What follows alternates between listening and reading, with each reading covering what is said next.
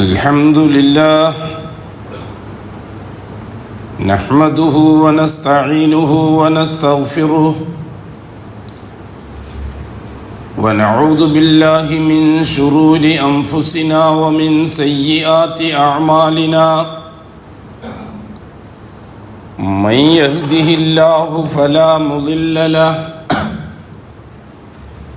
ومن يضلل فلا هادي له وأشهد أن لا إله إلا الله وحده لا شريك له وأشهد أن محمدًا عبده ورسوله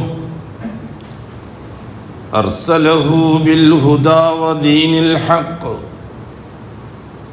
ليظهره على الدين كله ولو كره المشركون. اللهم صل على محمد وعلى آل محمد كما صليت على إبراهيم وعلى آل إبراهيم إنك حميد مجيد. اللهم بارك على محمد وعلى آل محمد كما باركت على إبراهيم وعلى آل إبراهيم في العالمين إنك حميد مجيد. عباد الله، أوصيكم ونفسي أولا بتقوى الله. يا أيها الذين آمنوا اتقوا الله حق تقاته ولا تموتن إلا وأنتم مسلمون. يا أيها الذين آمنوا اتقوا الله وقولوا قولا سديدا يصلح لكم أعمالكم ويغفر لكم ذنوبكم ومن يطع الله ورسوله فقد فاز فوزا عظيما. يا أيها الناس اتقوا ربكم الذي خلقكم من نفس واحدة وخلق منها زوجها وبث منهما رجالا كثيرا ونساء واتقوا الله الذي تساءلون به والأرحام إن الله كان عليكم رقيبا. أما بعد فإن أصدق الحديث كتاب الله وخير الهدي هدي محمد صلى الله عليه وسلم وشر الأمور محدثاتها وكل محدثة بدعة وكل بدعة ضلالة وكل ضلالة في النار. അല്ലാഹുവിൻ്റെ സത്യവിശ്വാസികളായ അടിമകളെ, തഖ്വയുള്ളവരായി ജീവിക്കുകയും അതുവഴി ദുനിയാവിലും ആഖിറത്തിലും അല്ലാഹു പൊരുത്തപ്പെടുന്ന ജീവിതം സമ്പാദിക്കുകയും ചെയ്യണമെന്ന് ആദ്യമായി എന്നോടും തുടർന്ന് നിങ്ങൾ ഓരോരുത്തരോടും വസിയ്യത്ത് ചെയ്യും. അല്ലാഹു സുബ്ഹാനഹു വ തആല മുഅ്മിനീങ്ങളോട് കാണിച്ച വലിയ ഔദാര്യമാണ് ഷഹാദത്ത് നിലനിർത്തിക്കൊണ്ടു പോകാൻ ആവശ്യമായ അഅ്മാലുകൾ തർത്തീബാക്കി തന്നു എന്നത്. അതൊരു വലിയ അനുഗ്രഹമാണ്. അതിനുവേണ്ടി ഒരു റസൂലിനെ നിയോഗിച്ചു എന്നത്. ലഖദ് മന്നല്ലാഹു അലൽ മുഅ്മിനീൻ ഇത് ബഅസ ഫീഹിം റസൂലൻ മിൻ അൻഫുസിഹിം ലഖദ് മന്നല്ലാഹു, തീർച്ചയായും അല്ലാഹു വലിയ കരുണയാണ് കാണിച്ചത്, അനുഗ്രഹമാണ് കാണിച്ചത്. അലൽ മുഅ്മിനീൻ, മുഅ്മിനീങ്ങളുടെ മേൽ. ഇത് ബഅസ ഫീഹിം റസൂലൻ മിൻ അൻഫുസിഹിം, അവരെ കൂട്ടത്തിൽ നിന്ന് തന്നെ, അവരുടെ ഭാഷ സംസാരിക്കുന്ന, അവരോടൊപ്പം ജീവിക്കുന്ന, അവരോടൊപ്പം വിഷയങ്ങളൊക്കെ കൈകാര്യം ചെയ്യുന്ന ഒരാളെ തന്നെ അവർക്ക് റസൂലാക്കി നിയോഗിച്ചു എന്നത് മുഅ്മിനീങ്ങളോട് കാണിച്ചൊരു അനുഗ്രഹമാണ്. അള്ളാഹു എങ്ങാനും ഹിദായത്ത് നൽകിയവരോട് നിങ്ങൾ നിങ്ങളുടെ സാമർഥ്യം ഉപയോഗിച്ച് അതിനെ നിലനിർത്തിക്കൊള്ളണം, അതൊരു പരീക്ഷണമാണെന്നെങ്ങാനും പറഞ്ഞിരുന്നുവെങ്കിൽ അതൊരു വലിയ പ്രയാസമായി മാറട്ടെയായിരുന്നു. അല്ലാഹു സുബ്ഹാനഹു വ തആല സൂറത്തുൽ ബഖറയുടെ അവസാനത്ത് ഇൻ തുബ്ദു മാ ഫീ അൻഫുസിക്കും ഔ തുഖ്ഫുഹു യുഹസിബുക്കും ബിഹില്ലാ എന്ന ആയത്തിറക്കി. ഇൻ തുബ്ദൂ മാ ഫീ അൻഫുസിക്കും, നിങ്ങളുടെ മനസ്സിൽ നിങ്ങളുടെ മനസ്സിൽ വെച്ചിരിക്കുന്ന കാര്യങ്ങൾ, ഒളിപ്പിച്ച് വെച്ചിരിക്കുന്ന കാര്യങ്ങൾ, ഔ തുഖ്ഫൂഹു, അല്ലെങ്കിൽ ഔ മീൻ തുബ്ദൂ മാ ഫീ അൻഫുസിക്കും, നിങ്ങളുടെ മനസ്സിൽ നിങ്ങളെ സ്വന്തത്തിൽ നിങ്ങൾ വെളിപ്പെടുത്തുന്ന കാര്യങ്ങൾ, നിങ്ങൾ പരസ്യമായി പ്രവർത്തിക്കുന്ന കാര്യങ്ങൾ, ഔ തുഖ്ഫൂഹു, അല്ലെങ്കിൽ നിങ്ങൾ അതിനെ മറച്ചു വെക്കുന്നു, ആ കാര്യങ്ങളും യുഹാസിബുക്കും ബിഹില്ല, അവകളെ അല്ലാഹു തആല നിങ്ങളെ വിചാരണ ചെയ്യുന്നതാണ്. അപ്പോൾ മനസ്സിലൊരു തെറ്റ് ചെയ്യാൻ ചിന്തിച്ചു പോയാൽ തന്നെ വിചാരണയാണ് എന്നാണ് ആ ആയത്തിൽ നിന്ന് മനസ്സിലാകുന്നത്. ബഹുമാനപ്പെട്ട സഹാബാക്കൾ അഷ്റഫുൽ ഖൽക്കിനോട് പോയി ചോദിച്ചു, യാ റസൂലല്ലാഹ് കൈഫ നുതീക്ക്, ഞങ്ങൾക്ക് എങ്ങനെയാണ് അത് സാധിക്കുക? മനസ്സിൽ എന്തെങ്കിലും ഒരു കാര്യം ഓർമ്മ വന്നാൽ അതും അല്ലാഹു തആല ഹിസാബ് ചെയ്യും എന്ന് പറഞ്ഞാൽ അതെങ്ങനെയാണ് ഞങ്ങൾക്ക് ഉൾക്കൊള്ളാൻ കഴിയുക?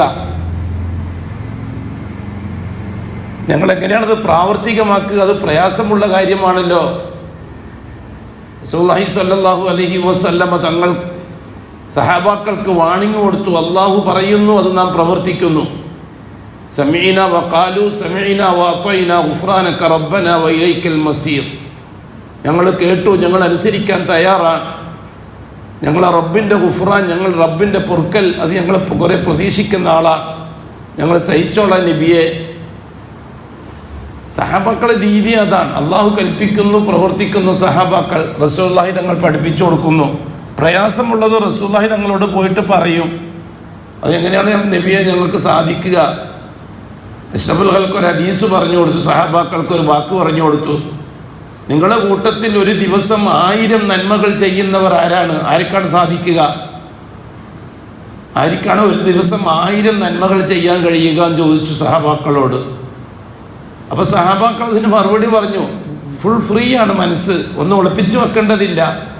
അത്ര സ്നേഹത്തിലാണ് അവർ, സഹാബാക്കളും റസൂലുള്ളാഹി തങ്ങളും അത്ര വലിയ ബന്ധത്തിലാണ്. ലഖദ് ജാഅക്കും റസൂലും മിൻ അൻഫുസിക്കും അസീസുൻ അലൈഹി മാ അനിത്തും, നിങ്ങൾക്ക് വേദനിക്കുന്നത് ആ നബിക്ക് സഹിക്കാൻ കഴിയില്ല, അങ്ങനത്തെ ഒരു നബിയാണ് നിങ്ങൾക്ക് വന്നിരിക്കുന്നത് എന്ന് അല്ലാഹു നബിയെ പറ്റി പറഞ്ഞതാണ്. അലൈക്കും ബിൽ മുഅ്മിനീന റഊഫുർ റഹീം, മുഅ്മിനീങ്ങളോട് വലിയ കരുണയുള്ള ആളാണ് നബി തങ്ങൾ, വലിയ കൃപയുള്ള ആളാണ് റസൂലുള്ളാഹി സ്വല്ലല്ലാഹു അലൈഹി വസല്ലം. അതുകൊണ്ട് ഫ്രീ ആയിട്ട് സംസാരിക്കാൻ പറ്റും. ഒരുപാട് സംഭവങ്ങൾ അതൊന്നും പറഞ്ഞുകൊണ്ടിരിക്കാൻ സമയം പാലിക്കുമല്ലോ. അപ്പോൾ സഹാബാക്കൾ ചോദിച്ചു, കൈഫ യുതീഖുന യാ റസൂലല്ലാഹ്, ഞങ്ങൾക്ക് എങ്ങനെയാണ് 1000 നന്മകൾ ഒരു ദിവസം ചെയ്യാൻ കഴിയുക? അതെങ്ങനെ സാധിക്കുക നബിയെ? അപ്പോൾ റസൂലുള്ളാഹി സ്വല്ലല്ലാഹു അലൈഹി വസല്ലം തങ്ങൾ പറഞ്ഞു കൊടുത്തു, നിങ്ങളൊരു കാര്യം ചെയ്യും, ഒരു ദിവസം രാപ്പകലുകളിലായി ഒരു ദിവസം സുബ്ഹാനല്ലാഹി വബിഹംദിഹി എന്ന് 100 പ്രാവശ്യം പറഞ്ഞോളി, 1000 നന്മകൾ എഴുതപ്പെടും എന്ന്. നമുക്ക് ഈ തസ്ബീഹി തഹ്ലീലൊന്നുമല്ല ഇപ്പം വലിയ വിഷയം, രാഷ്ട്രീയം സിന്ദാബാദ് ഇതൊക്കെയാണ്. അല്ല, അള്ളാഹ്ക്ക് നാളെ ആഖിറത്തിൽ ഏറ്റവും കൂടുതൽ ചർച്ച ചെയ്യുന്നത് തസ്ബീഹുകളും തഹ്ലീലുകളും മറ്റുമാണ്. നമ്മളത് സാധാരണക്കാരൻ്റെ ജോലി അല്ലെങ്കിൽ ഖുറാഫികളുടെ ജോലിയാക്കി മാറ്റിയതാണ്. നമ്മളതിൽ നിന്നെല്ലാം പിന്നോട്ട് പോയി. നമ്മളെല്ലാം സ്റ്റാൻഡേർഡ് മുസ്ലിമീങ്ങളായിപ്പോയി, ഫോർവേഡ് മുസ്ലിമീങ്ങളായിപ്പോയി നമ്മളെല്ലാം. സഹാബാക്കളെ രീതി അങ്ങനെയാണ്. നാളത്തേക്ക് എന്താ കിട്ടുക? ഇപ്പം മിഅ്റാജിൻ്റെ രാത്രിയിൽ അഷ്റഫുൽ ഖൽക്ക് സല്ലല്ലാഹു അലൈഹി വസല്ലം പറഞ്ഞു, ഇബ്രാഹിം അലൈഹിസ്സലാത്തു വസ്സലാമിനെ കണ്ടുമുട്ടി, ബൈത്തുൽ മഅമൂറിൻ്റെ ചുമരിൽ ചാർന്നിരിക്കുന്നതായിട്ടാണ് ഞാൻ കണ്ടത്. ഇബ്രാഹിം അലൈഹിസ്സലാത്തു വസ്സലാമിനെ എന്നെ കണ്ടപ്പോൾ എനിക്ക് മർഹബ പറഞ്ഞു, മർഹബം ബിബിനി സാലിഹ്, മർഹബം ബിൻ നബി സാലിഹ്, എൻ്റെ സ്നേഹമുള്ള മകന് സ്വാഗതം, പ്രിയപ്പെട്ട നബിക്ക് സ്വാഗതം, എനിക്ക് സ്വാഗതം പറഞ്ഞു. എന്നെ അടുത്ത് നിർത്തി. ഞാൻ ഇബ്രാഹിമിനെ തലമുടിയത്തോളം നോക്കി, എന്നിട്ട് ഞാൻ എന്നെയും നോക്കി. അപ്പോൾ എന്നെപ്പോലെ തന്നെ ഉണ്ട് എന്നുവെച്ചാൽ ഉപ്പുപ്പോൻ്റെ അതേ ക്വാളിറ്റിയിലാണ് പേരക്കുട്ടി ഉണ്ടായിരുന്നത് എന്നർത്ഥം. അവിടുന്ന് ഇബ്രാഹിം അലൈഹി സ്വലാത്തു വസ്സലാം അഷ്റഫുൽ ഖൽക്കിനോട് പറഞ്ഞൊരു വാക്ക് നമുക്ക് സഹിഹായ സനദോടെ പറഞ്ഞു തന്നിട്ടുണ്ട്. ഓ മുഹമ്മദ്, എൻ്റെ അനുയായികൾക്ക് നീ എൻ്റെ അസ്സലാമു അലൈക്കും പറയണം. നമ്മളെല്ലാവരും ഇപ്പോഴും ആ ബഹുമാനപ്പെട്ട ഇബ്രാഹിം നബിക്ക് സലാം പറഞ്ഞുകൊണ്ടിരിക്കുകയാണ്. കമാ സല്ലൈത അലാ ഇബ്രാഹിം വഅലാ ആലി ഇബ്രാഹിം. എന്നിട്ട് പറഞ്ഞു, അത് റസൂലുള്ളാഹി തങ്ങൾ പറയുകയും ചെയ്തു സഹാബാക്കളോട്, എല്ലാവരും വഅലൈക്കും വഅലൈഹിസ്സലാം എന്നും പറഞ്ഞു. എന്നിട്ട് റസൂലുള്ളാഹി തങ്ങൾ പറയാണ്, ഉപ്പൂപ്പ എന്നോട് പറഞ്ഞു, മോനെ മുഹമ്മദ്, സ്വർഗം ഇത് വിശാലമാണ്.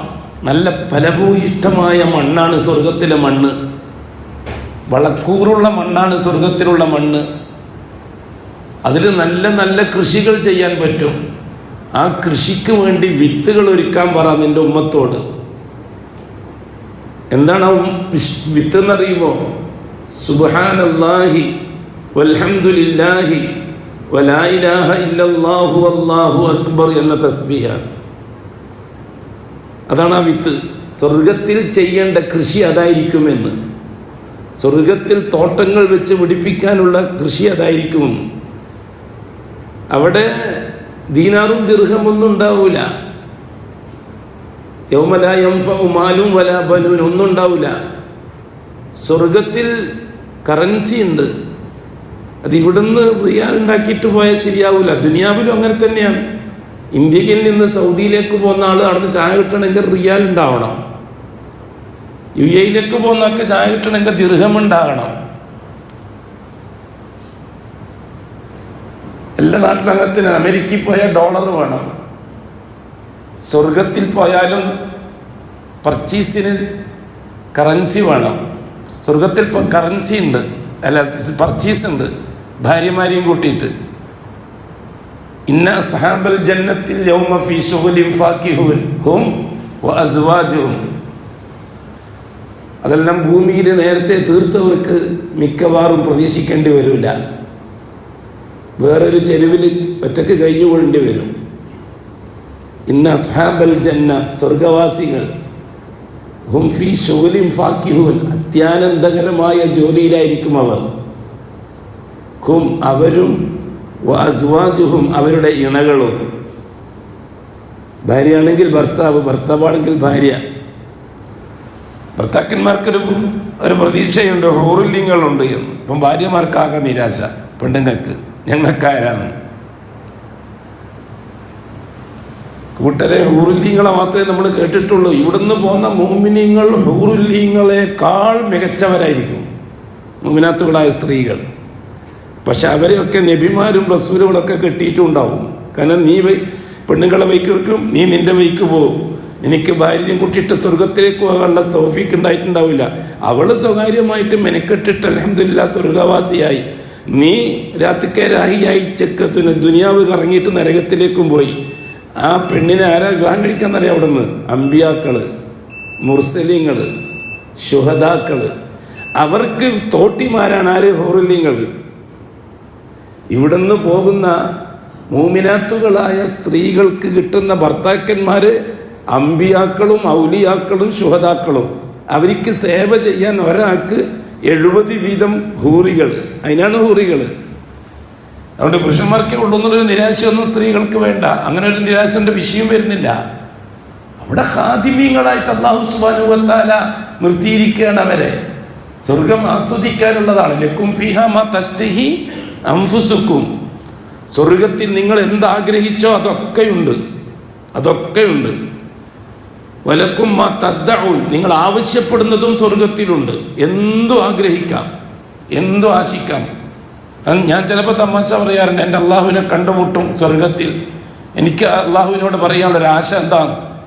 ഇന്ന് ഈ ദുനിയാവിൽ ജീവിക്കുന്നവരെല്ലാം വിളിച്ചുകൂട്ടി ഇരുത്തിയിട്ട് തൗഹീദ് പറയണം, പ്രസംഗിക്കണം. ഇന്ന് കാര്യത്തിന് വേണ്ടി, നാളെ തമാശക്ക് വേണ്ടി എല്ലാവരെയും കൂട്ടിയിരുത്തിയിട്ട് ഇതേപോലെ അള്ളാഹുവിനെ പറ്റി പറയണം. അത് അള്ളാഹ് കേൾക്കണം, എന്നിട്ട് അള്ളാഹ് ആസ്വദിക്കണം. അള്ളാഹു അക്ബർ. അള്ളാഹ് പറഞ്ഞല്ലേ ഇത്. ഞാൻ ചോദിക്കട്ടെ, ആഗ്രഹിക്കാൻ നമുക്ക് പരിധികളുണ്ടോ? ലക്കും ഫീഹ മാ തസ്തഹി, ഖുർആനല്ലേ?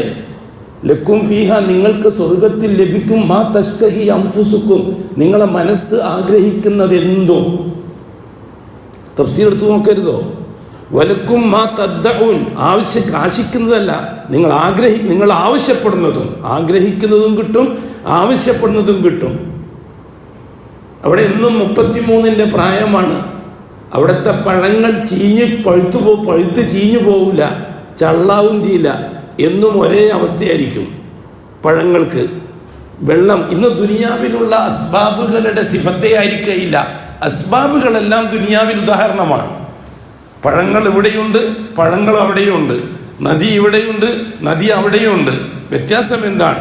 അവിടെയുള്ളതെല്ലാം ഖാലിദീന ഫീഹ, ഖുലൂദുള്ളതാണ്. ഇന്നലകളും നാളെകളും അവിടെയില്ല. 33 വയസ്സാണ്. എപ്പോഴും ഒരു കിളവി വന്നിട്ട് റസൂലുള്ളാഹി തങ്ങളോട് ചോദിച്ചു, ഞാൻ സ്വർഗത്തിൽ പോകുമോ നബിയെ? നിങ്ങൾ സ്വർഗത്തിൽ പോകില്ല എന്ന് പറഞ്ഞു റസൂലുള്ളാഹി തങ്ങൾ. അവർ കരയാൻ തുടങ്ങി. ആന്താ നബിയെ? അപ്പോൾ റസൂലുള്ളാഹി തങ്ങൾ ചിരിച്ചുകൊണ്ട് പറഞ്ഞു, നിങ്ങൾക്കിപ്പം വയസ്സ് എത്രയായി? ഈ പ്രായത്തിൽ സ്വർഗത്തിലേക്ക് പോകില്ല എന്നാൽ നിങ്ങൾക്ക് 33 വയസ്സായിരിക്കും സ്വർഗത്തിൽ എന്ന് പറഞ്ഞു റസൂലുള്ളാഹി തങ്ങൾ.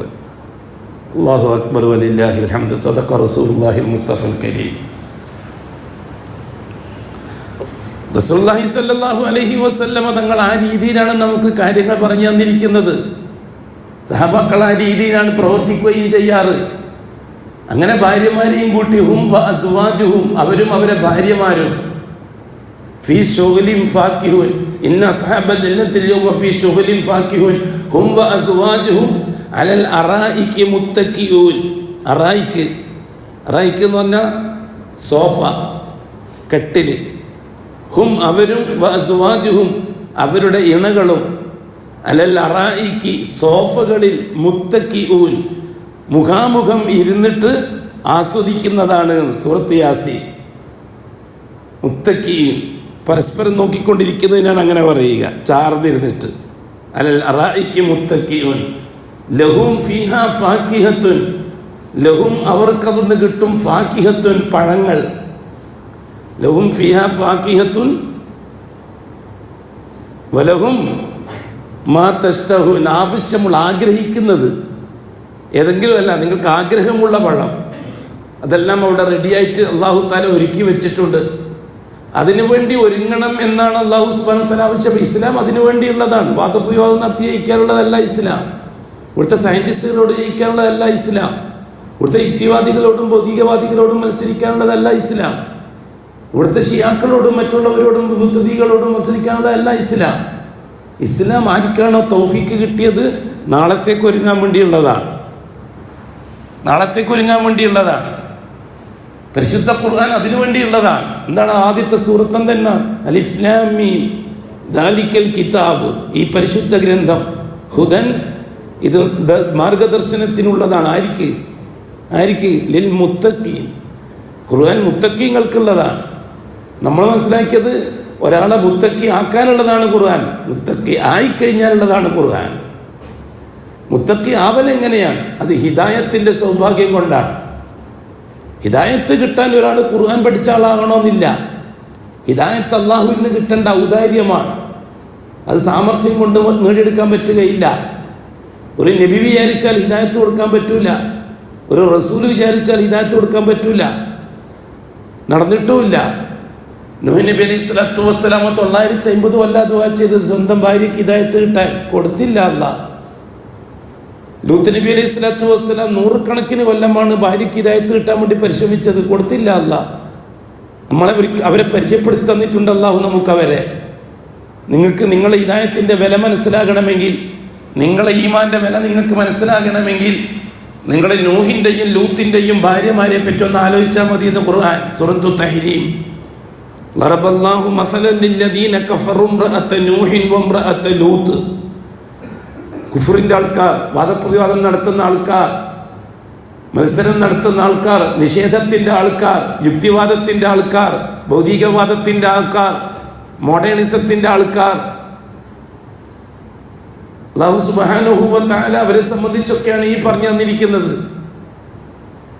ഇവരെ സംബന്ധിച്ചൊന്നുമല്ല അവരുടെയൊക്കെ ജയിക്കാൻ, അവരുടെയൊക്കെ മത്സരിച്ച് ജയിക്കാനുള്ളതല്ല ഖുർആൻ. ഈ അടുത്ത കാലത്തായി ഈ ഓറിയന്റലിസ്റ്റുകൾ ഇസ്ലാമിനെ കടന്നാക്രമണം നടത്താൻ തുടങ്ങിയതിന് ശേഷമാണ് അത്തരക്കാർക്ക് മത്സരത്തിന് വേണ്ടി ഖുർആൻ. അങ്ങനെ വരുമ്പോൾ എന്തായി? ഖുർആൻ പറഞ്ഞു കൊടുക്കാൻ വേണ്ടി ബൈബിൾ പഠിക്കേണ്ടി വന്നു, രാമായണം പഠിക്കേണ്ടി വന്നു. ഇപ്പം ദായികളുടെ ജോലി തന്നെ ഖുർആൻ പഠിക്കുന്നതിനേക്കാൾ സമയം എടുത്തിട്ട് ബൈബിൾ പഠിക്കലാണ്. അതേപോലെ രാമായണം പഠിക്കാൻ. എന്തിന്? അവരോട് ഏറ്റുമുട്ടാൻ. അല്ലാഹു സുബ്ഹാനഹു വ തആല പറയുന്നു, ഇല്ല, അങ്ങനെയൊന്നും കിട്ടൂല. ഇത് നിങ്ങൾക്ക് കിട്ടിയ സൗഭാഗ്യം, അത് വലിയൊരു സൗഭാഗ്യമാണ്. അതിൻ്റെ വില നിങ്ങൾക്ക് മനസ്സിലാകണമെങ്കിൽ നൂഹിൻ്റെ ഭാര്യയെപ്പറ്റി നിങ്ങളൊന്ന് ആലോചിച്ചാൽ മതി. ഇംറഅത്ത നൂഹ്, നൂഹിൻ്റെ ഭാര്യയെപ്പറ്റി നിങ്ങളൊന്ന് ആലോചിച്ചാൽ മതി. അല്ലാഹ് നമ്മളോടാ പറയുന്നത്. വംറഅത്ത ലൂത്ത്, ലൂത്ത് നബിൻ്റെ ഭാര്യയെപ്പറ്റി, അവർ നബിയാണ്, റസൂലാണ്. അവരെ ഭാര്യമാരെ പറ്റി നിങ്ങളൊന്ന് ആലോചിച്ചാൽ മതി. ആരാണ് അവർ? ആ ഭാര്യമാർ, ആ പെണ്ണുങ്ങൾ. കാനത്ത, അവർ രണ്ടുപേരും ആയിരുന്നു. തഹ്ത അബ്ദൈനി മിൻ ഇബാദിന, എൻ്റെ പ്രിയപ്പെട്ട അടിമകളുടെ ഭാര്യമാരായിരുന്നു അവർ. സാലിഹൈ, എൻ്റെ പ്രിയപ്പെട്ട സാലിഹീങ്ങളായ 2 അടിമകളുടെ ഭാര്യമാരായിരുന്നു അവർ. അഥവാ നൂഹിൻ്റെയും ലൂത്തിൻ്റെയും റസൂലുകളുടെ ഭാര്യമാരായിരുന്നു അവർ. ഫലം യുഗ്നിയ അൻഹുമാ മിനല്ലാഹി ശൈഅ, നൂഹിൻ്റെ ഭാര്യയാണ് ലൂത്തിൻ്റെ ഭാര്യയാണ് എന്ന അഡ്രസ്സിൽ ഒരു ചുക്കും അള്ളാഹുവിൽ നിന്ന് നേടാൻ അവരെ കൊണ്ട് കഴിഞ്ഞിട്ടില്ല. വക്കീല ദുഖുല, ദുനിയാവിൽ കഴിഞ്ഞിട്ടില്ല. നാളെ ആടിയെത്തിയാലോ വക്കീല പറയപ്പെടും, വിളിച്ച് പറയപ്പെടും ഉദുഹുല വക്കീല ദുഖുല നാറ, നരകത്തിൽ കരിഞ്ഞൊടുങ്ങിക്കോളിൻ മഅദ്ദാഖിലീൻ, നരകത്തിൽ കരിഞ്ഞൊടുങ്ങുന്നവരോടൊപ്പം നിങ്ങൾ ഒടുങ്ങിക്കോളിൻ എന്ന് ആ പെണ്ണുങ്ങളോട് പറയുമെന്ന് അള്ളാഹു തആല നമുക്ക് പരിചയപ്പെടുത്തി തരുന്നു. എന്തിനെന്നറിയോ? എനിക്കും നിങ്ങൾക്കും ഈ തൗഹീദിൻ്റെ സൗഭാഗ്യം കിട്ടിയത് ആരുടെയും സാമർഥ്യം കൊണ്ടല്ല, മിടുക്ക് കൊണ്ടല്ല, ആരുടെയും മേൽക്കോയ്മ കൊണ്ടുമല്ല, പാരമ്പര്യ ഗുണം കുടുംബ ഗുണം കൊണ്ടുമല്ല, മറിച്ച് അള്ളാഹു ഓശാരമായിട്ട് തന്നതാണ്. അള്ളാഹു സുബ്ഹാനഹു വ തആല അങ്ങനെ കൊടുക്കുമായിരുന്നുവെങ്കിൽ നൂഹിൻ്റെയും ലൂത്തിൻ്റെയും ഭാര്യമാർക്ക് കൊടുക്കുമായിരുന്നു എന്ന് അള്ളാഹു തആല ക്ലിയർ ചെയ്ത് തരികയാണ് നമുക്ക്. ഇനി ഒരു യോഗ്യതയുമില്ല, ഒരു അർഹതയുമില്ല, അങ്ങനെ തന്നെയാണല്ലോ കാര്യങ്ങൾ കിടക്കുന്നത്. അള്ളാഹു തആല ഹിദായത്ത് സപ്ലൈ ചെയ്യുന്ന രീതി എന്താണ്? ഇന്നലെ വരെ ബീഡിക്കുറ്റിയും വലിച്ച്, ദിനേശ് ബീഡിൻ്റെ കുറ്റിയും വലിച്ച് കണ്ടോ അവസർ വിട്ടിട്ട് തെക്കോട്ടും വടക്കോട്ടും കളാപാറ നടക്കുന്ന ഇന്ന് മുവഹിദ്, തൗഹീദിന് വേണ്ടി പരിശ്രമിക്കുന്ന ചെറുപ്പക്കാർ, അവരാണ് ഔലിയാക്കൾ. അള്ളാഹുവിൻ്റെ ഇന്ന ഔലിയാഹു ഇല്ലൽ മുത്തഖൂൻ, അവരാണ് ഔലിയാക്കൾ. ഇന്നലെ വരെ തോന്നിയ പോലെ തിരിച്ച ചെറുപ്പക്കാർ ഇന്ന് അള്ളാഹുവിൻ്റെ ദീൻ്റെ അടിസ്ഥാനം തൗഹീദാണ്, അള്ളാഹു മാത്രം. ഇന്നലെ വരെയുള്ളവർക്ക് അങ്ങാടിയിൽ ഇരുന്നിട്ടോ അല്ലെങ്കിൽ പള്ളിയുടെ തിണ്ണയിലിരുന്നിട്ടോ കടയുടെ തിണ്ണയിലിരുന്നിട്ടോ കാരണവന്മാർ പറയും, എടാ നീ ഇന്നലെ വരെ തെക്കോട്ടും വടക്കോട്ടും നടന്നോ, ഇപ്പോഴാണ് എനിക്ക് ഉണർവുണ്ടായത്. ഞങ്ങളൊക്കെ പഴയ കാരണന്മാരുടെ ആൾക്കാരാണ്, ഞങ്ങളൊക്കെ പഴയ ഉസ്താദുമാർ പഠിപ്പിച്ചനുസരിച്ചാണ്. ഞാൻ എൻ്റെ ചെറുപ്പക്കാരോട് പറയാറുണ്ട്, തൗഹീദുമായിട്ട് ബന്ധപ്പെട്ട ചെറുപ്പക്കാരോട് ധൈര്യമായിട്ട് അവരോട് മറുപടി പറയണം, നിങ്ങളൊക്കെ അബൂ താലിബിൻ്റെ പാർട്ടിയാണ്, ഞാൻ ഖത്താബിൻ്റെ മകൻ ഉമറിൻ്റെ പാർട്ടിയാണെന്ന് പറയണം ധൈര്യമായിട്ട്. ഖത്താബിൻ്റെ മകൻ ഉമർ ഇന്നലെ വരെ ഏറാവാറ നടന്ന ആളാണ്, തെക്കും വടക്കും നോക്കി നടന്ന ആളാണ് ഖത്താബിൻ്റെ മകൻ ഉമർ. ഇന്ന് ഖത്താബിൻ്റെ മകൻ ഉമർ അബൂബക്കറും ഫിൽ ജന്ന, ഉമറും ഫിൽ ജന്ന, ഉസ്മാനും ഫിൽ ജന്ന, അലിയും ഫിൽ ജന്ന. അബൂബക്കർ സ്വർഗത്തിലാണ്, ഉമർ സ്വർഗത്തിലാണ്, ഉസ്മാൻ സ്വർഗത്തിലാണ്, അലി സ്വർഗത്തിലാണ്. അഷ്റഫുൽ ഖൽക്കിൻ്റെ തിരുനാവ് കൊണ്ട് അവർ സ്വർഗത്തിലാണെന്ന് ഉറപ്പ് പറഞ്ഞു തന്നിട്ടുണ്ട്. നമുക്ക് ഉറപ്പായിട്ടും പറയാം അവർ സ്വർഗത്തിലാണ് എന്ന്, കാരണം അവർ സ്വർഗത്തിലാണ് എന്ന് നമുക്ക് പറഞ്ഞത് റസൂലുള്ളാഹി തങ്ങളാണ്. അതുകൊണ്ട് അതേസമയത്ത് അബൂ താലിബ് പാരമ്പര്യക്കാരനാണ്. അബൂ താലിബ് നല്ല പ്യൂർ വിശ്വാസിയാണ് അള്ളാഹുവിനെ സംബന്ധിച്ച്. അള്ളാഹു റബ്ബാണ് എന്ന കാര്യത്തിൽ ഒരു അഭിപ്രായ വ്യത്യാസം അബൂ താലിബിനില്ല. അള്ളാഹു അല്ലാത്ത ജാറങ്ങളിൽ പോയി ഇലാഹദാത്തി പറയുന്ന ശീലം അബൂ താലിബിനില്ല. അബൂ താലിബ് ആ വഴിക്ക് നിന്നിട്ടില്ല. മാന്യനാണ് അബൂ താലിബ്, മദ്യപിച്ചിട്ടില്ല അബൂ താലിബ്. പലിശയുടെയോ ചൂതാട്ടത്തിൻ്റെയോ ഒരു ദീനാറോ ദിർഹമോ അബൂ താലിബിൻ്റെ കയ്യിലില്ല. അതുകൊണ്ടാണ് അഷ്റഫുൽ ഖൽക്കിൻ്റെ കർത്തൃത്വം, അഷ്റഫുൽ ഖൽക്കിൻ്റെ പരിപാലന കർത്തൃത്വം അബൂ താലിബിനെ അല്ലാഹു തആല ഏൽപ്പിച്ചത്. അബ്ദുൽ മുത്തലിബ് മരിച്ചപ്പോൾ പൂർണ്ണമായും യത്തീമായി നമ്മുടെ ഹബീബായ മുത്ത്. ഞാൻ എവിടെ പോവും, ആരത്ത് പോവും? ഈ സന്ദർഭത്തിൽ പലരും പല വഴികൾ സ്വീകരിച്ചു. അഷ്റഫുൽ ഖൽക്ക് സല്ലല്ലാഹു അലൈഹി വസല്ലമ തങ്ങളെ അബൂ താലിബ് ഏറ്റെടുത്തു. ഖുർആൻ സൂറത്തുൽ ദുഹായിൽ അലം യജിദ്ക യതീമൻ ഫആവാ, മുഹമ്മദ് നബി നിങ്ങൾ യതീമായിരുന്നില്ലേ പണ്ട്? ബാപ്പ മാതാവിൻ്റെ ഗർഭാശയത്തിലുള്ളപ്പോൾ തന്നെ നിങ്ങളെ ബാപ്പ മരിച്ചു അബ്ദുള്ള. 6-ാമത്തെ വയസ്സിൽ ഉമ്മ ആമിനായും മരിച്ചു. 8-ാമത്തെ വയസ്സിൽ ഉപ്പുപ്പ അബ്ദുൽ മുത്തലിബും മരിച്ചു.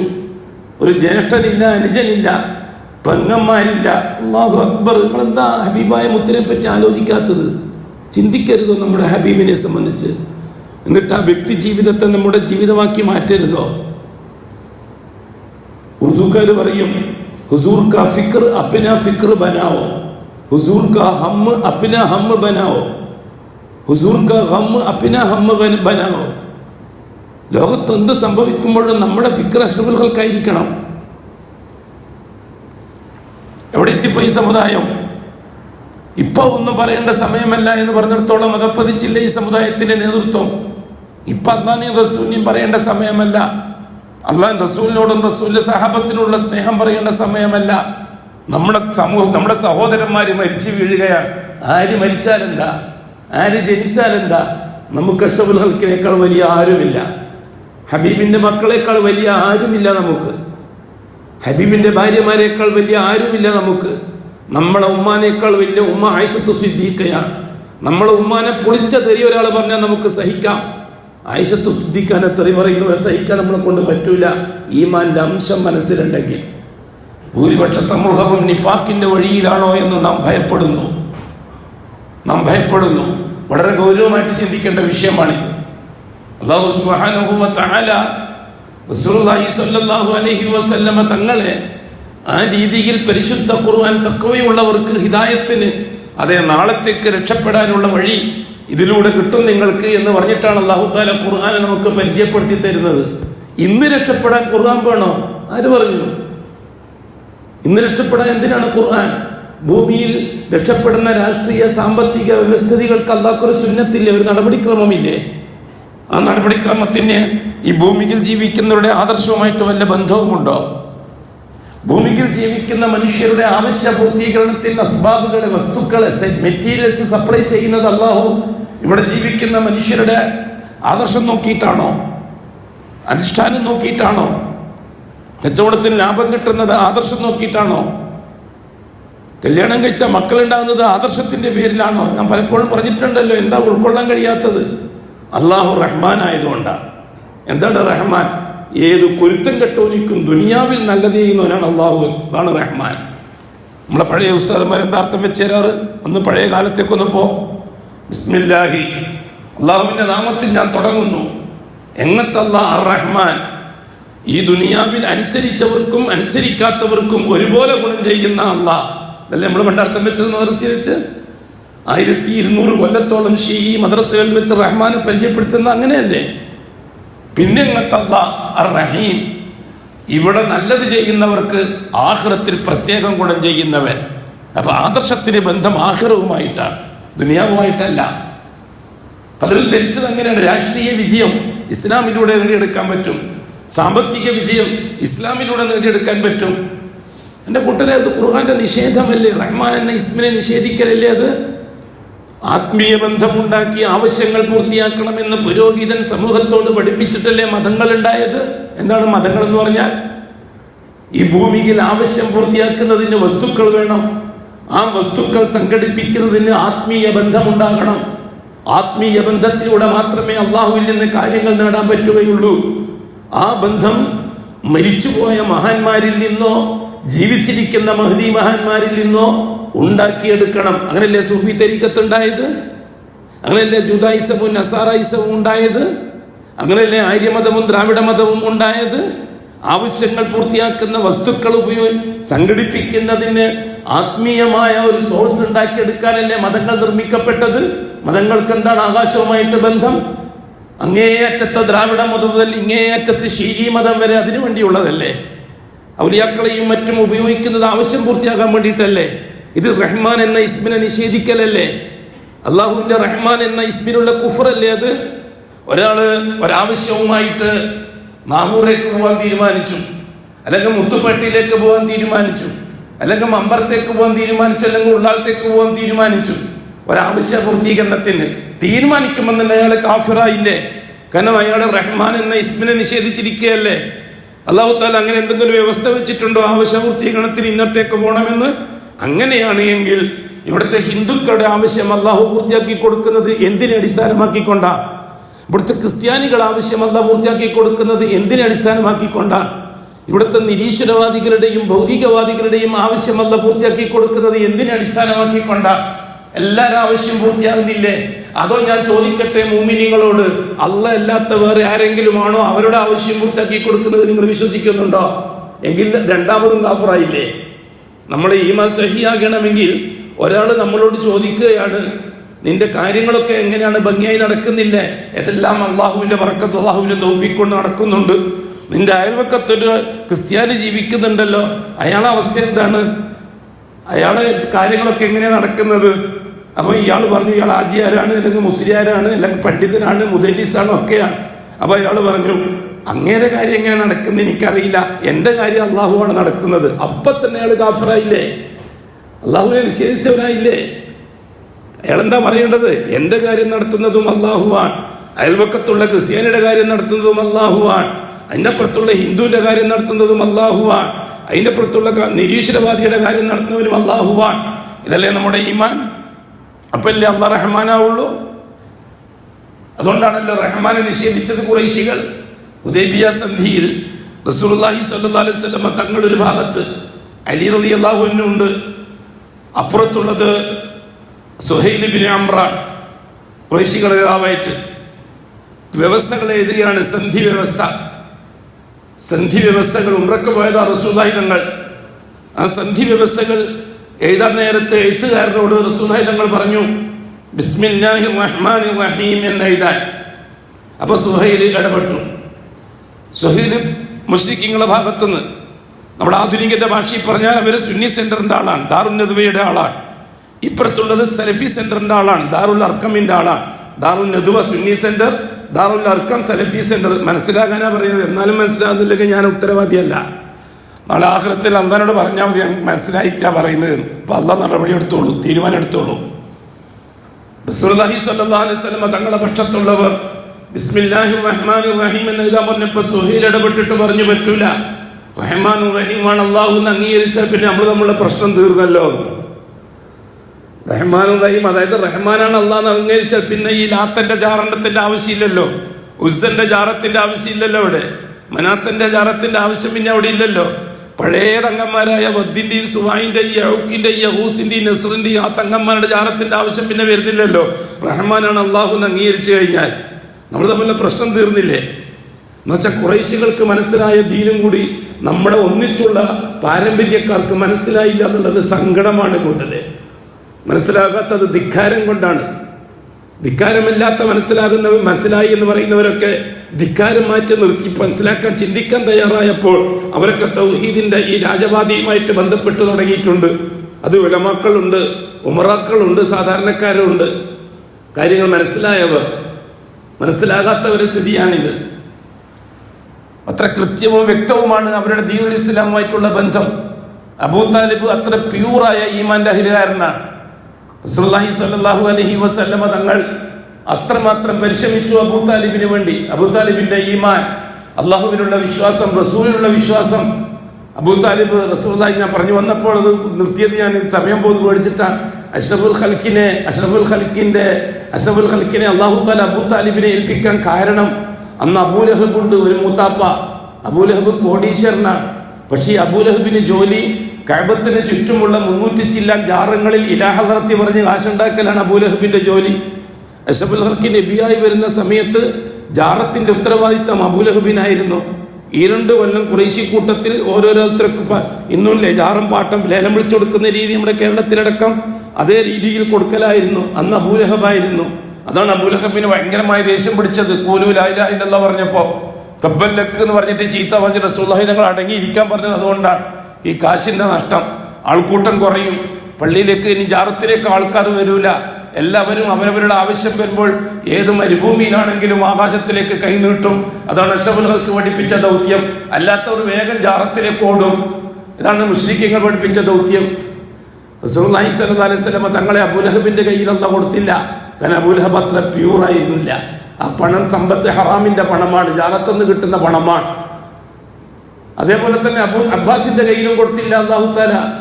കാരണം അബ്ബാസ് ആ കാലഘട്ടത്തിലെ ഏറ്റവും വലിയ പലിശ കച്ചവടക്കാരനാണ്. പലിശയിലൂടെ കാശുണ്ടാക്കിയ ലക്ഷക്കാരനാണ് അബ്ബാസ്. അവർക്കും വിട്ടുകൊടുത്തില്ല. അങ്ങനെ പല രീതിയിൽ കാശുണ്ടാക്കുന്നവരായിരുന്നു ഖുറൈശി കൂട്ടത്തിലെ അഷ്റഫുൽ ഖൽക്കിന്റെ പിതാമഹന്മാര്. അബൂ താലിബ് പ്യൂറാണ് അബൂ താലിബ്. ഹറാമായ പണം ഉപയോഗിക്കുന്ന പ്രശ്നമില്ല. അതുകൊണ്ട് തന്നെ ദരിദ്രനാണ്. അന്തത്ത് കഞ്ഞി കുടിക്കാൻ നിവൃത്തിയില്ലാത്ത ആളാണ്.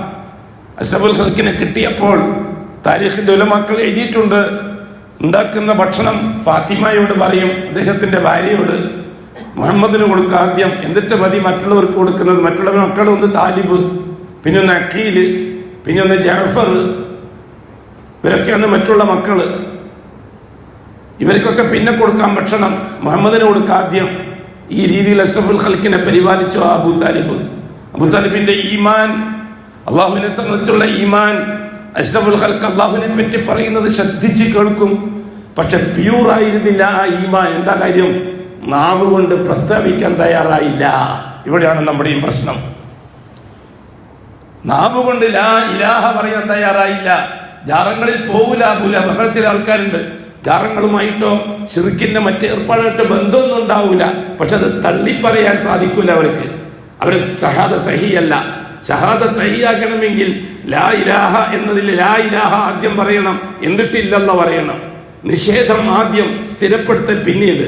ലാ ഇലാഹ ഇല്ല, ഈ ജാറങ്ങളെയൊന്നും ഞാൻ അംഗീകരിക്കുന്ന പ്രശ്നമില്ല, അത് പ്രഖ്യാപിക്കുക തന്നെ ചെയ്യണം. കൂട്ടുകാർ തമ്മിൽ സംസാരിക്കുമോ, ഞാനങ്ങനെ പോക്കൊന്നുമില്ല, ഞാൻ തൗഹീദിൽ തന്നെയാണ്, പക്ഷെ അവരെ കൂട്ടത്തിലാണെന്ന് മാത്രം. ഇല്ല, അങ്ങനൊന്നും പറ്റൂല. അങ്ങനെ ഒന്നും ഷഹാദ സഹിയാവില്ല. അവർക്കൊന്നും ലൈലത്തുൽ ഖദ്ർ സംഭവിക്കുകയും ചെയ്യില്ല. ഇല്ലാ മുശ്രിക്കുൻ ഔ മുശാഹിൻ. ലൈലത്തുൽ ഖദ്റിന്റെ ആനുകൂല്യങ്ങൾ കിട്ടാത്ത രണ്ട് വിഭാഗമുണ്ട്. ഒന്ന് മുശ്രിക്കാണ്, ദാറങ്ങളിൽ പോയിട്ട് പിന്നെ ലൈലത്തുൽ ഖദ്ർ പ്രതീക്ഷിച്ചിരിക്കുന്നവർ. ഹിന്ദുക്കൾക്ക് പിന്നെ ലൈലത്തുൽ ഖദ്റിന്റെ പ്രശ്നം വരുന്നില്ലല്ലോ. ഇവിടെ മുശ്രിക്ക് എന്ന് പറഞ്ഞത് ഹിന്ദു ആണെന്ന് പറയാൻ പറ്റുമോ? ഹിന്ദുക്കൾ നോമ്പ് വെക്കോ? ഹിന്ദുക്കൾ തറാവീഹ് നിസ്കരിക്കോ? ഹിന്ദുക്കൾ ലൈലത്തുൽ ഖദ്റിനെ പ്രതീക്ഷിച്ചിരിക്കോ? അതെല്ലാം ചെയ്യുന്നവരോടാണ് അല്ലാഹുവിന്റെ റസൂൽ പറയുന്നത്. അതിന്റെ ഒപ്പം ശിർക്കും അഥവാ ജാറത്തിൽ ചെന്ന് ഇലാഹ നിർത്തി പറയുന്നവനാണെങ്കിൽ അവനിക്ക് ലൈലത്തുൽ ഖദ്ർ ഇല്ല. അവർ മുശാഹിൻ, പരസ്പരം ശണ്ട കൂടുന്നവർ, വഴക്കടിക്കുന്നവർ, പരസ്പരം വെറുപ്പിലും വിദ്വേഷത്തിലും കഴിഞ്ഞുകൂടുന്നവർ. ബാക്കി കുറച്ച് ദിവസം കൂടിയേ ഉള്ളൂ. എത്രയും പെട്ടെന്ന് ജാഗ്രതരായിക്കൊള്ളുക. അള്ളാഹു ഹിദായത്ത് തന്ന് അനുഗ്രഹിച്ചവർക്കുള്ളതാണ് ലൈലത്തുൽ ഖദ്ർ. അള്ളാഹ് സൗഭാഗ്യം തന്ന് തൗഹീദിന്റെ വക്താക്കൾക്കുള്ളതാണ് ലൈലത്തുൽ ഖദ്ർ. ബാക്കിയുള്ളവർക്ക് ലൈലത്തുൽ ഖദ്ർ ഇല്ല, റമദാനില്ല, നോമ്പില്ല, സക്കാത്ത് ഒന്നുമില്ല. അവർ ചെയ്യുന്നെല്ലാം പാഴാണ്. അമല് ചെയ്തിട്ട് തോറ്റുപോയവരെ പറ്റി നിങ്ങൾക്ക് ഞാൻ പറഞ്ഞു തരട്ടെയോ എന്ന് നിങ്ങൾ അവരോട് പറ. അമൽ ചെയ്തിട്ട് തോറ്റുപോയവരെ പറ്റി ഞാൻ പറഞ്ഞു തരട്ടെയോ? നല്ലതാണെന്നും പറഞ്ഞിട്ടാണ് ചെയ്യുന്നത് മുഴുവനും. പക്ഷെ അതൊന്നും ഷഹാദത്തുമായിട്ട് ബന്ധമുള്ളതായിരിക്കൂല. നാളെ ആഖിറത്തിൽ ഒരു ജനാഹ ബഊദ, ഒരു കൊതുകിന്റെ ചിറകോളം അത് തൂക്കമുണ്ടാവുകയില്ല എന്ന് പറഞ്ഞു അല്ലാഹു സുബ്ഹാനഹു വ തആല. അഖൂലു ഖൗലി ഹാദാ വല്ലാഹു അഅലം വഅസ്തഗ്ഫിറുല്ലാഹൽ അദീമ ലീ വലക്കും വഅസ്തഗ്ഫിഹി അന്നി വഅൻകും വഅൻ ജമീഇൽ മുസ്ലിമീന വൽ മുഅ്മിനീന അജ്മഈന വഅസ്തഗ്ഫിറുഹു ഇന്നഹു ഹുവൽ ഗഫൂറുർ റഹീം.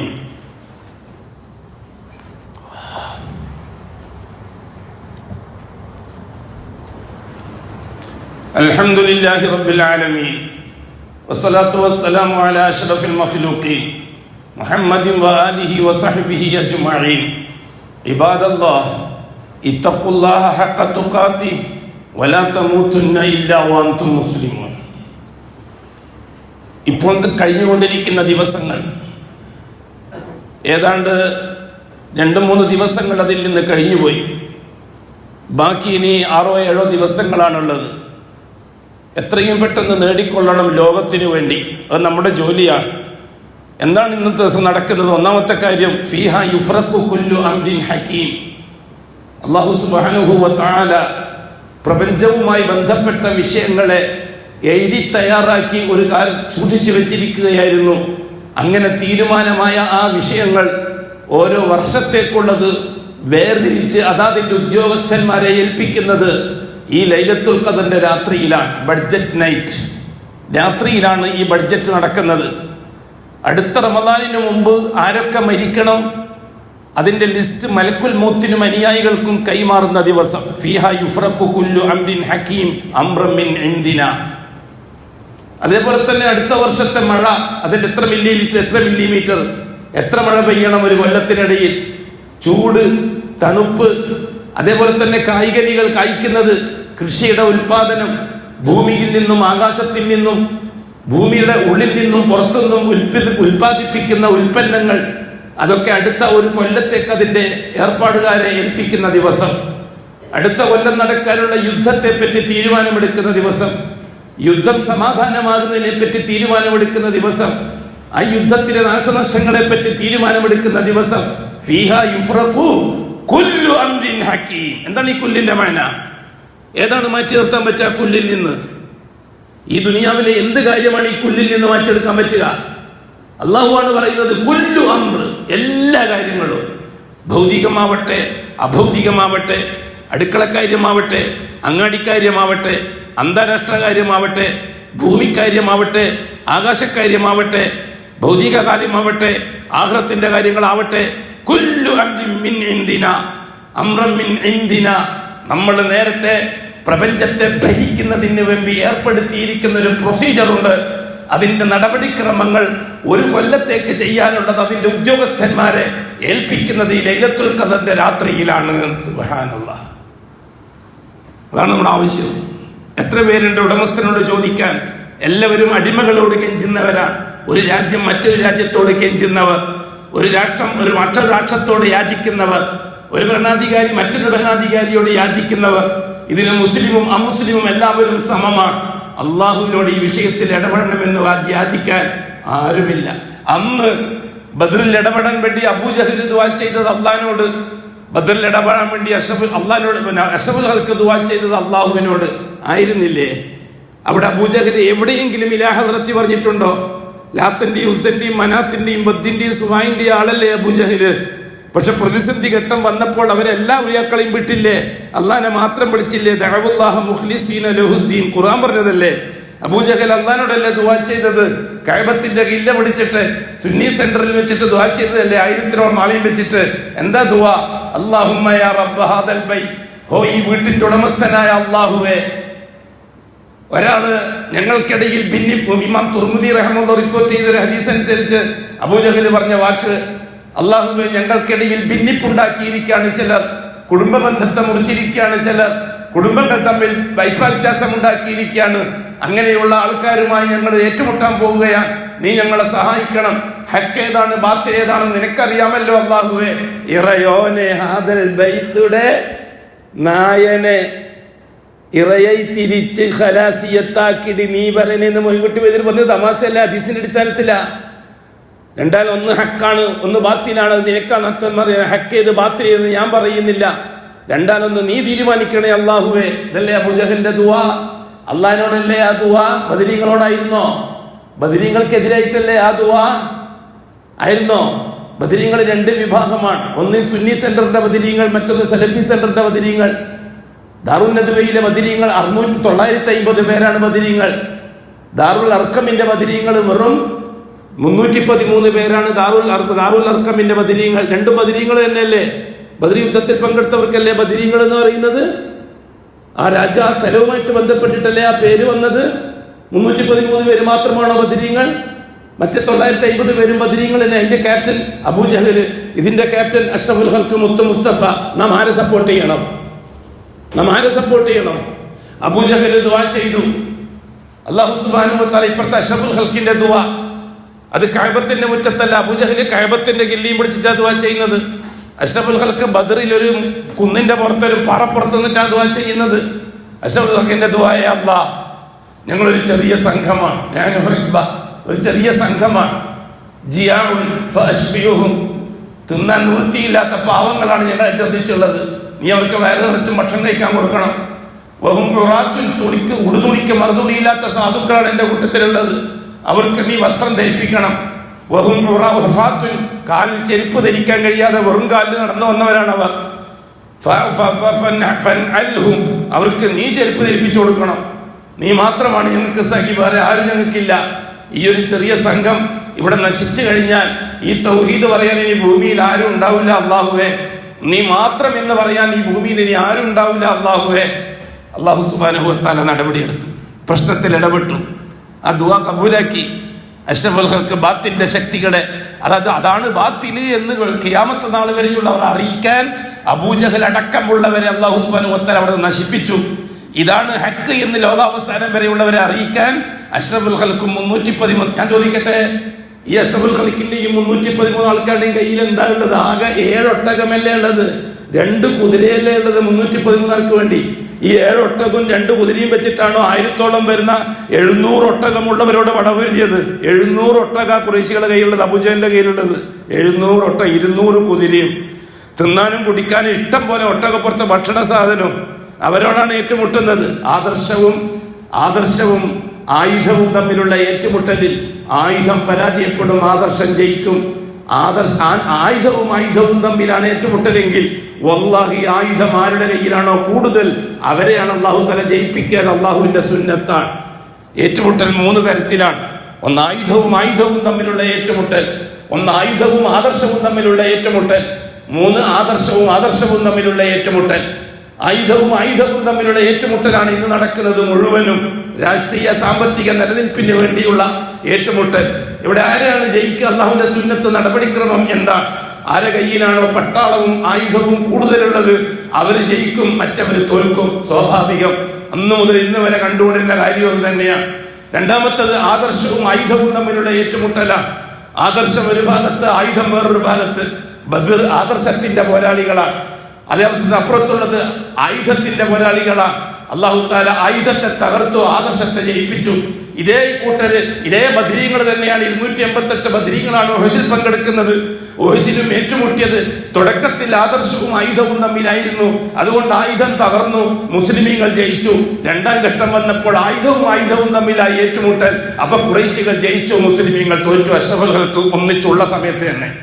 ഇതൊക്കെ മനസ്സിലാക്കണമെങ്കിൽ കുറച്ചൊക്കെ അള്ളാന്റെ ഭാഗത്തൊരു തൗഫീഖ്. ഇതുവരെ ഞാൻ ബുദ്ധി എന്നാ പറയാറ്. ഈ ബുദ്ധി ഉണ്ടായിട്ടും കാര്യമില്ല. അള്ളാന്റെ ഭാഗത്തൊരു പ്രത്യേക തൗഫീഖ് വേണം. അതുകൊണ്ട് ഈ വരാനിരിക്കുന്ന രാത്രികൾ നന്നായിട്ട് ഉപയോഗപ്പെടുത്തിക്കൊള്ളുക. ലൈലത്തുൽ ഖദ്ർ പ്രതീക്ഷിച്ചുകൊണ്ട്. അത് അവസാനത്തെ 10 എന്ന് റസൂലുള്ളാഹി ഞങ്ങൾ മൊത്തത്തിൽ പറഞ്ഞു. പിന്നെയുള്ളത് മുഴുവനും വാചകങ്ങൾ വെച്ചുകൊണ്ടുള്ള അഭിപ്രായ വ്യത്യാസങ്ങളുണ്ട്. ഒറ്റ ഇരട്ടാന്നുള്ള ഇല്ല. തഹറൗ ലൈലത്തുൽ ഖദ്രി ഫിൽ അശ്റിൽ അവാഖിരി മിൻ റമളാൻ. ലൈലത്തുൽ ഖദ്ർ അവസാനത്തെ 10 പ്രതീക്ഷിച്ചുകൊള്ളുക. ഇനിയുള്ള ദിവസങ്ങൾ നമുക്ക് അതിനുള്ളതാണ്. ഇതിന് ദിവസങ്ങൾ പ്രസംഗിക്കാനോ അല്ലെങ്കിൽ ഭരണം ചെയ്യാനുള്ളതല്ല, അമൽ ചെയ്യാനുള്ളതാണ്. ഇനി ആകെ ചില്ലറ ദിവസേ ഉള്ളൂ. നേടിക്കൊള്ളണം. ഉമ്മത്തിനെ അല്ലാഹു തആല നിരാശരാക്കുകയില്ല, കഷ്ടപ്പെടുത്തുകയില്ല. ലോകത്തിന്റെ പ്രശ്നങ്ങൾ ഓരോരുത്തരും പറ കൂട്ടമായിട്ട് തന്നെ വേണമെന്നല്ല നിർബന്ധം വിട്. ഇല്ല, അങ്ങനെയൊന്നുമില്ല. അഷ്റഫുൽ ഖൽഖ് 11 റക്അത്ത് നിസ്കരിക്കുമായിരുന്നു. റസൂലുള്ളാഹി തങ്ങൾ 3 ദിവസം ജമാഅത്തായിട്ട് നിസ്കരിച്ചു. പിന്നെ ചെയ്തത് മുഴുവനും തനിച്ചാണ്. അതുകൊണ്ട് തന്നെ പള്ളിയിൽ വെച്ച് 1, 2, 3 പ്രാവശ്യം ജമാഅത്തുകൾ ആവർത്തിച്ചിട്ടാണ് ലൈലത്തുൽ ഖദ്ർ എന്ന ആ ചിന്താഗതി വിട്ടേക്ക്. ജമാഅത്ത് ഒറ്റ പ്രാവശ്യം മതി. ബാക്കിയുള്ളത് വ്യക്തികളോടാണ്. തഹറൗ ലൈലത്തുൽ ഖദ്ർ എന്നത് കൂട്ടായ്മയോടല്ല, വ്യക്തികളോടാണ്. നമ്മൾ ഓരോരുത്തരും അതിന്റെ ഭാഗക്കാൻ. നമുക്കും കിട്ടട്ടെ എന്നാൽ എടെങ്ങും പോയിട്ട് ആരെങ്കിലും പിറകെ നിസ്കരിച്ചാലെങ്കിലും കിട്ടുമല്ലോ.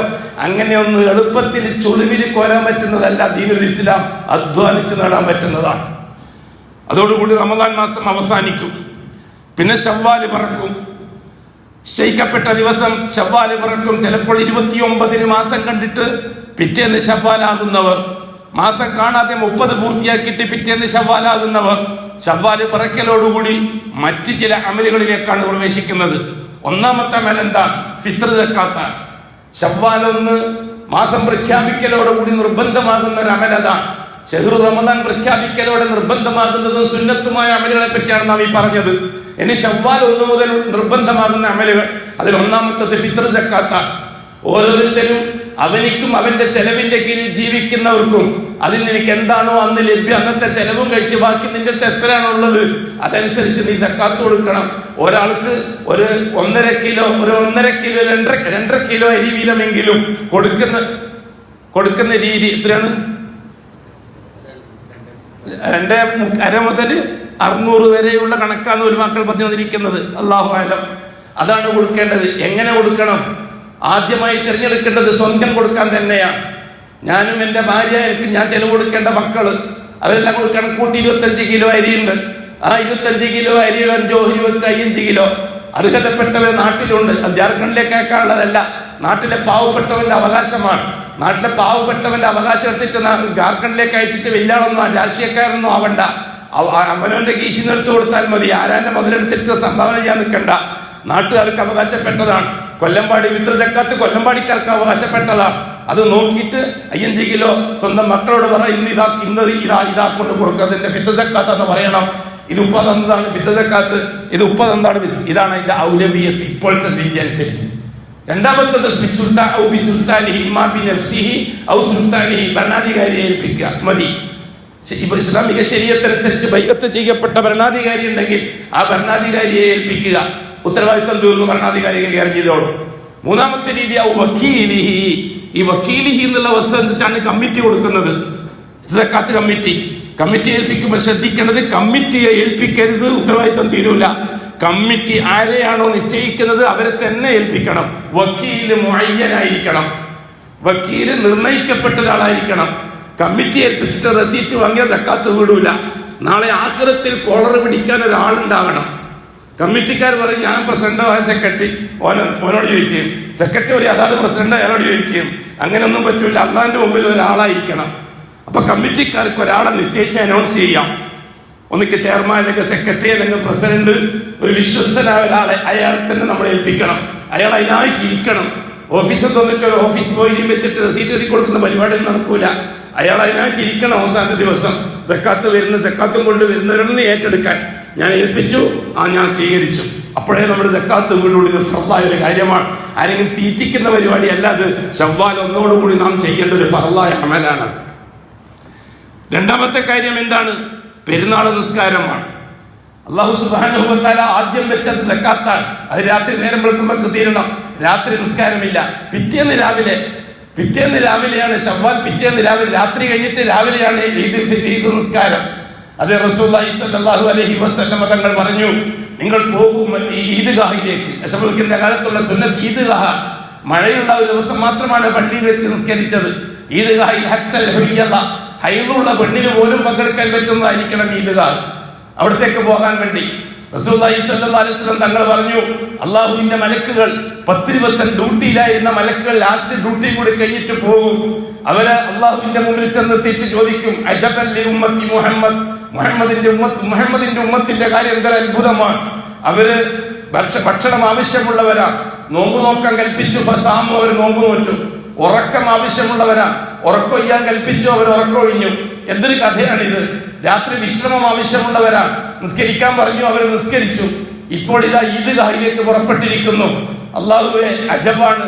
അപ്പൊ മലക്കളോട് അല്ലാഹു തആല പറയും, ഉശിഹിദുക്കും യാ മലായികത്തി, ഓ മലക്കുകളെ, ഞാൻ നിങ്ങളെ സാക്ഷ്യപ്പെടുത്തുന്നു, സാക്ഷിയാക്കുന്നു.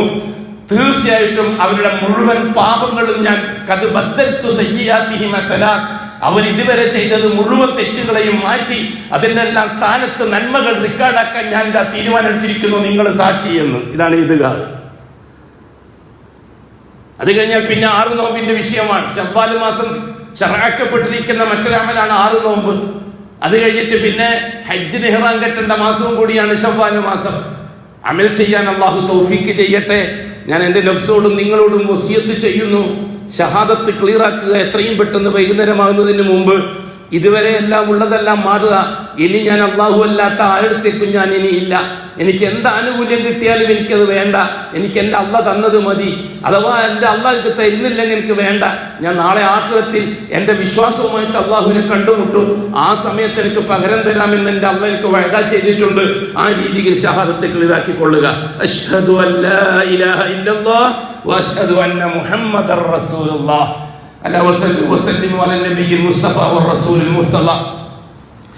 وقال مخبرا وآمرا إن الله وملائكته يصلون على النبي يا أيها الذين آمنوا صلوا عليه وسلموا تسليما اللهم صل على محمد وعلى آل محمد كما صليت على إبراهيم وعلى آل إبراهيم وبارك على محمد وعلى آل محمد كما باركت على إبراهيم وعلى آل إبراهيم في العالمين إنك حميد مجيد اللهم ارض عن خلفائه الراشدين المهديين أبي بكر وعمر وعثمان وعلي رضي الله عنهم وعن سائر الصحابة والقرابة كلهم أجمعين وارض عنا معهم برحمتك يا أرحم الراحمين اللهم اغفر للمؤمنين والمؤمنات والمسلمين والمسلمات الأحياء منهم والأموات اللهم إنك مجيب الدعوات وقاضي الحاجات طيب ثرانا وثراهم واجعل الجنة مأوانا ومأواهم اللهم اصلحنا واصلح ائمتنا وامتنا وولاتنا وولاة امورنا واجعل امورنا بايدي خيارنا حتى يقودنا الى الخير من هو خير منا اللهم انصر جيوش المسلمين وفك اسر المأسورين وقض الدين عن المدينين اللهم اكتب الستر والسلامة علينا وعلى والدينا واولادنا وازواجنا وعلى جميع الحجاج والعمار والزوار والغزاة والمسافرين صاددين والمجاهدين في سبيلك صاددين والدين في بذلك وبحرك وجوفك أجمعين يا رب العالمين وصلى الله على خير خلقه محمد وآله وصحبه أجمعين والحمد لله رب العالمين.